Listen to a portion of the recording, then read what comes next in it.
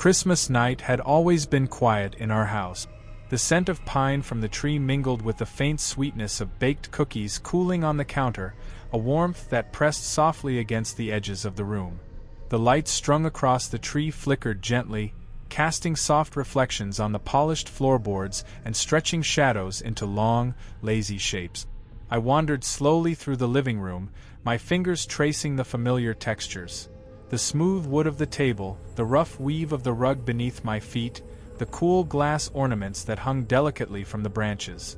Each sound, the quiet hum of the heater, the faint creak of the floorboards, the occasional rustle of the curtains, seemed magnified, more deliberate, as if the house were attentive to every movement I made. The presents under the tree sat wrapped in colorful paper, ribbons curling at the edges. Their bright shapes were ordinary, familiar, yet tonight they seemed different. There was a stillness in the air, subtle and insistent, as though the packages were waiting, patient, deliberate, holding something back. Mom and Dad moved quietly around the room, placing a few last decorations, murmuring softly to each other. The routine of our family was calm, warm, predictable. Yet there was an unspoken rule I had learned long ago: we never opened presents after midnight. The rule had always been quietly respected, without argument, but tonight, for the first time, I felt a subtle tension behind it. A faint, insistent weight pressing against the edges of the ordinary warmth. I sat on the rug, staring at the stack of packages, noticing their textures. The smooth wrapping paper, the faint ridges of the ribbon, the subtle indentation where hands had pressed and folded the corners.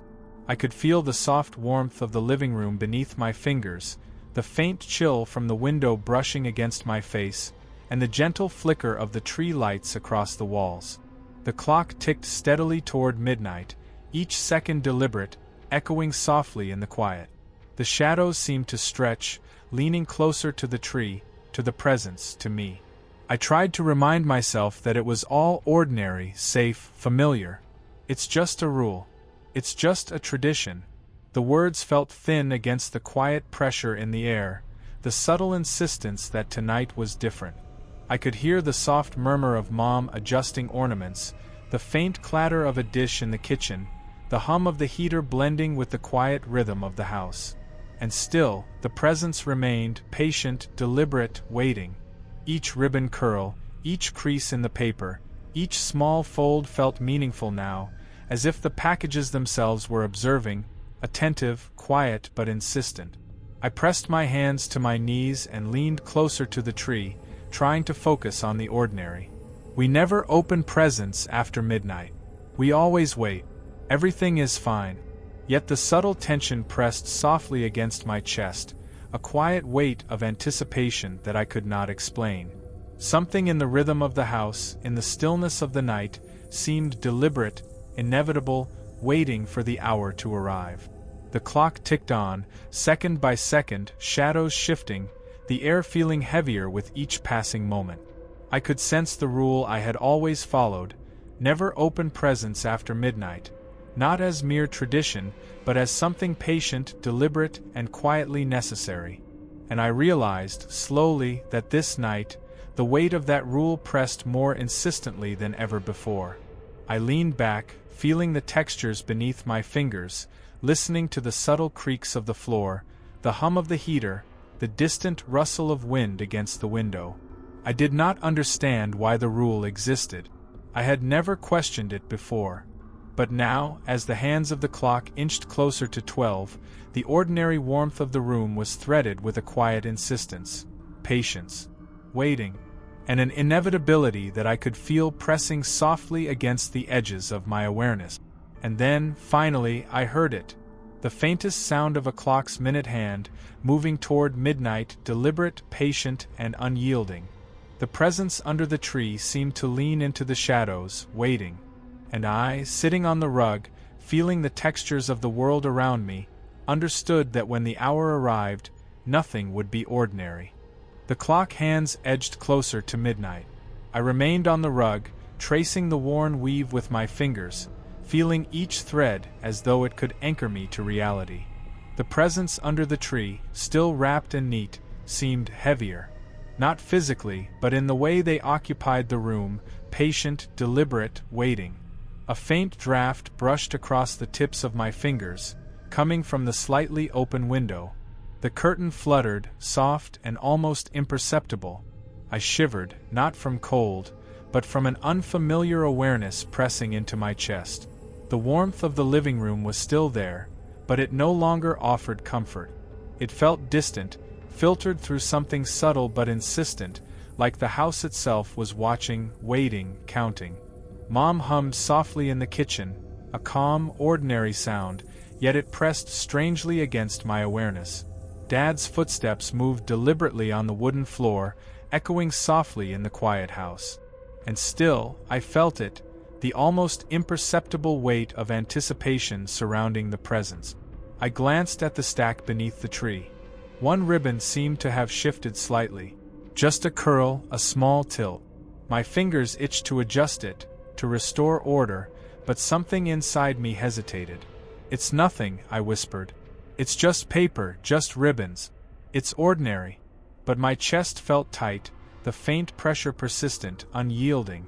A subtle sound caught my attention, a soft scrape from the corner of the living room, as if a chair had shifted. My eyes scanned the shadows.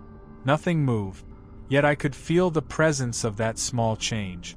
My heartbeat quickened, not in panic, but in quiet recognition. The house had changed, just slightly, just enough to make me notice. I pressed myself lower to the rug, listening intently. The hum of the heater, the faint ticking of the clock, the distant rustle of the curtains, they all seemed sharper, more deliberate. I whispered to myself again, repeating the words like a charm. "We never open presents after midnight. We wait. Everything is fine." And yet, the words did not settle the tension. I could feel a pattern emerging, subtle but insistent. The shadows lingered a fraction longer, the air pressed softly against my skin, and the stillness of the presence felt more deliberate. It was not fear yet, not panic, just the quiet insistence of something patient, deliberate, inevitable. I tried to rationalize it. It's just tradition. It's just a family rule. Nothing will happen. But the slight tilt of a ribbon, the soft scrape in the corner, the way the shadows pooled, these small anomalies wove themselves into my awareness, stitching unease into the familiar fabric of the room. Time slowed. Each second stretched, deliberate. The clock ticked steadily, each faint click echoing through the quiet house.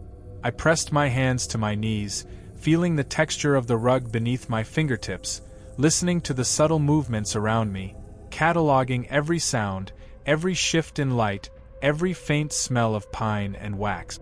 And then I heard it, a tiny, almost imperceptible sound, like paper brushing against paper, coming from the presence. My eyes darted to the tree. Everything was still. Every package remained in its place, neat and undisturbed. Yet I felt it, that quiet, patient insistence, the unmistakable awareness that something was watching, waiting, deliberate and inevitable. I swallowed hard. My chest tightened. The ordinary, familiar warmth of Christmas Eve was gone. Something subtle, deliberate, and unavoidable had settled in its place. And I understood, with a quiet, suffocating certainty, that the rule, never open presents after midnight, was not just tradition. It was survival, order, inevitability. The minute hand moved closer. Shadows deepened. The house exhaled softly, pressing its presence into every corner, every texture, every thread of my awareness. And I waited, small and quiet, feeling the weight of something patient, deliberate, and unyielding, pressing softly into my chest. The first crack in my sense of ordinary Christmas had appeared, and I knew it would not be the last. The days that followed passed quietly, almost uneventfully, yet I could not shake the memory of that night. The soft scrape of a chair, the slight tilt of a ribbon, the subtle pull of the shadows, they lingered in my mind, patient and deliberate. Every ordinary sound, every texture I touched, carried a faint, persistent tension, threading itself into the rhythm of the house. I moved through the room slowly, noticing the familiar textures in unusual ways, the smooth polish of the table, the weave of the rug beneath my fingers, the delicate edges of ornaments. Each small detail seemed charged now, deliberate, waiting.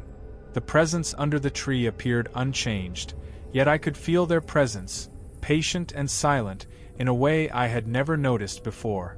At night, I lay awake, listening to the quiet house.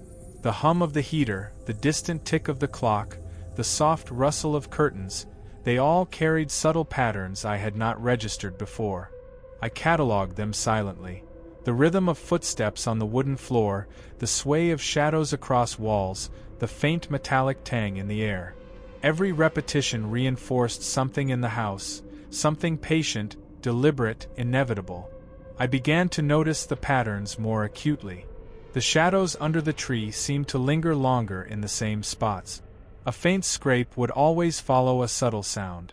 The air pressed differently against my skin at certain times. I tried to explain it away. Imagination, fatigue, excitement. But the quiet pressure persisted, threading into my chest and my awareness with each passing moment. Even during the day, the tension lingered.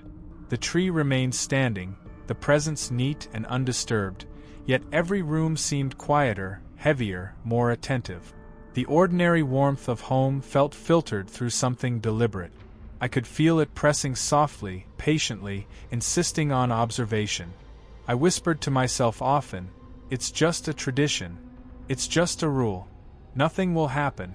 Yet the words felt thin. The house responded not with sound, not with movement, but with an undeniable sense of presence.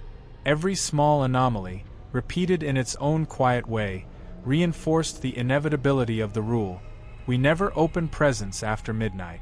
I found myself revisiting the hiding place by the tree, crouching low, tracing textures, cataloging shadows, listening. The faint scrape of the floorboards, the subtle shift of a ribbon, the almost imperceptible change in air pressure, it all carried meaning now. The ordinary had been threaded into something deliberate.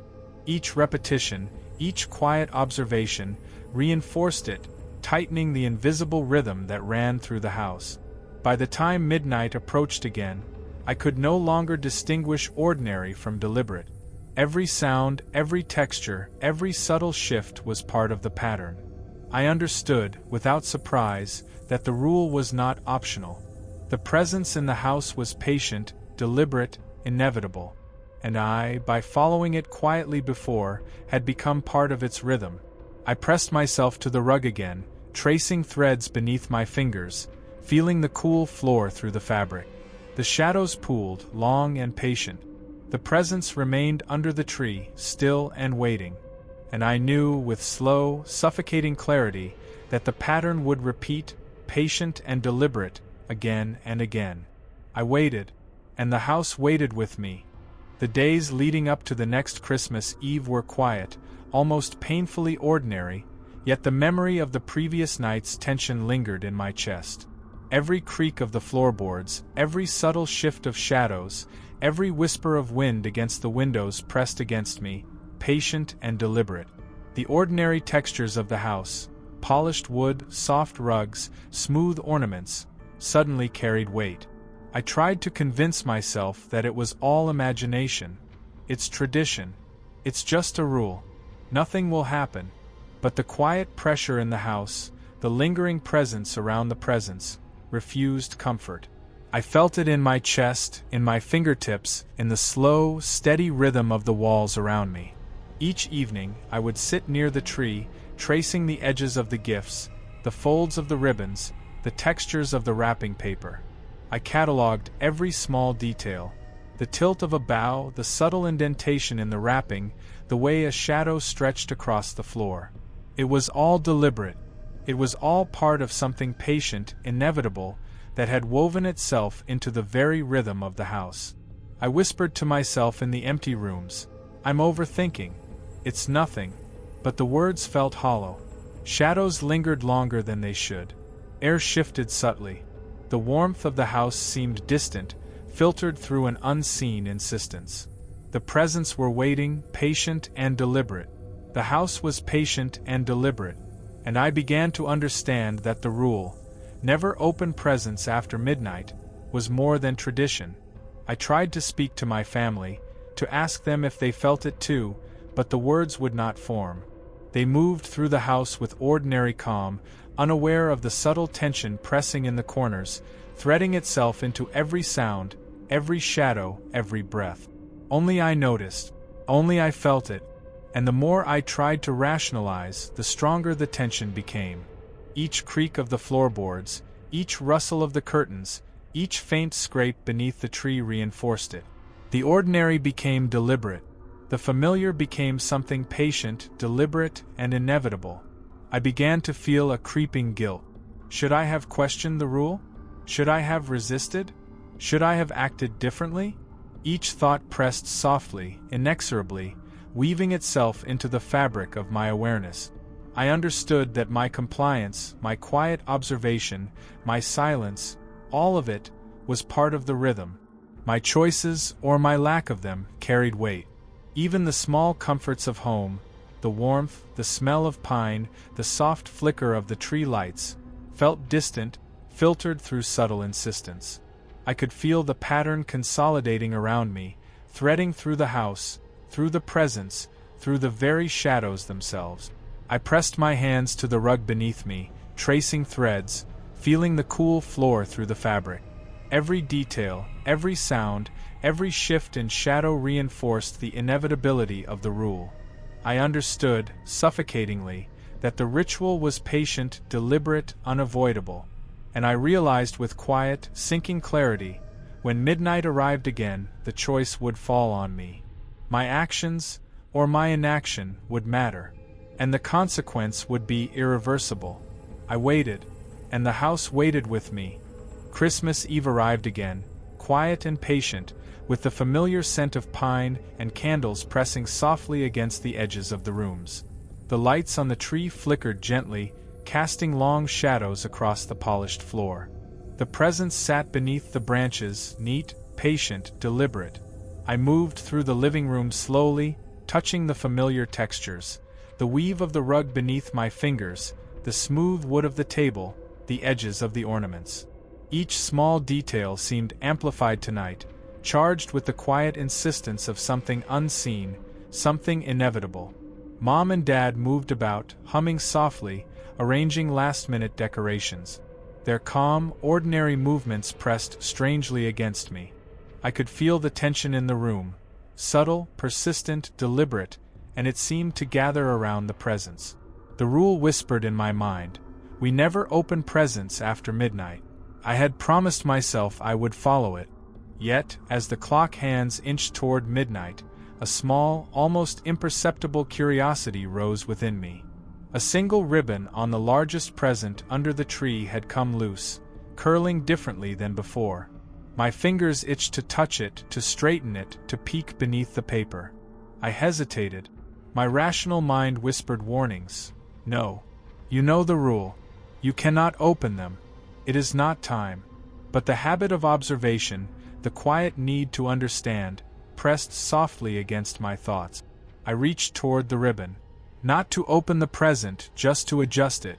To see. To check. My hand trembled slightly as I brushed it, feeling the subtle texture of the paper. The room felt quieter, the shadows longer, the air heavier. My chest tightened. The ordinary warmth of the house felt distant now, filtered through something patient, deliberate, and unavoidable. The clock ticked closer to midnight. The presence beneath the tree seemed to lean subtly into the shadows, patient and waiting. I pressed my hand a fraction further, feeling the crease of the paper, the slight give of the box beneath. And in that simple, quiet movement, so mundane, so ordinary, I crossed a line. It was not dramatic. No alarm rang. No shout. No sudden movement. Only the subtle, patient weight of inevitability pressed against me. Shadows pooled slightly deeper, the faint chill in the air brushed against my fingertips, and I understood with quiet, suffocating clarity that my small choice, my curiosity, my hesitation, my inaction in restraining myself, had consequences. Mom's soft humming continued in the background. The heater's low hum filled the room. The tree lights flickered gently. Everything appeared unchanged. Yet the rhythm of the house, the patient insistence of the shadows, the deliberate weight of the presence, had shifted. I had shifted it. I withdrew my hand slowly, pressing it against the rug beneath me. My chest tightened with quiet tension. The rule had been broken, not with intent, not with force, but with a small, simple act. The consequence pressed softly, invisibly, against the edges of my awareness. The clock ticked steadily, inexorably, toward midnight. I pressed my hands to the rug, tracing threads beneath my fingers, feeling the cool floor through the fabric. The ordinary had changed. The presence threading through the house, patient and deliberate, had been reinforced by my own small choice. I waited, and the house waited with me. Midnight passed without fanfare. No sudden noise, no dramatic flash. Only the soft tick of the clock, the faint hum of the heater, and the gentle flicker of the tree lights. The presence remained under the tree, neat, patient, deliberate, but something had changed. I moved through the living room slowly, feeling the subtle shift in the air. The house felt heavier, quieter, more attentive. Shadows pooled in the corners differently than before, stretching, lingering, as if the spaces themselves remembered my small, seemingly insignificant choice.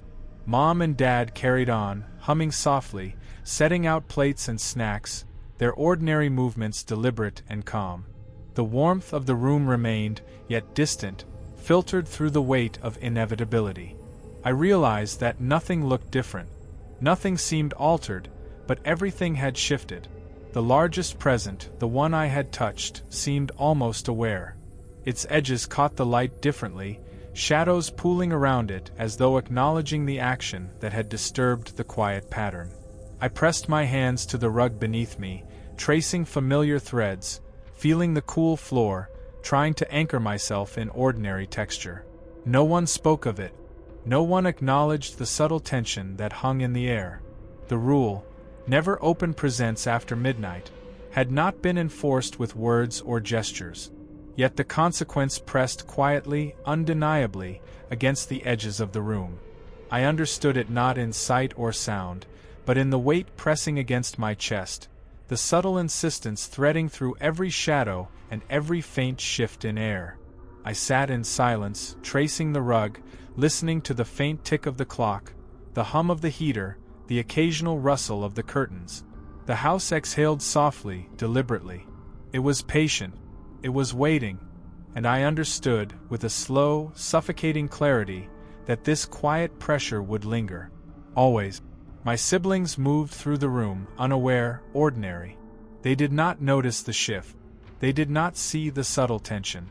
Only I felt it, pressing in corners, pooling in shadows, threading itself into the air, into the textures, into the rhythm of the house. I looked at the tree, at the presence, at the flickering lights. Everything seemed unchanged. Yet I knew that the small, quiet choice I had made had mattered. Not in drama, not in spectacle, but in inevitability. Time stretched. The air was still. The room was quiet. And in that quiet, I realized I would never unmake the choice. The house would remember. The shadows would remember. And the pattern would continue. I pressed my hands into the rug, leaned back slightly, and let the quiet settle around me. The ordinary warmth, the sense of pine and cookies, the soft flicker of the tree lights, all pressed softly against the edges of my awareness. I understood that next year, when the lights flicker, the tree glows, the presence sit patient and deliberate beneath its branches, the ritual would return.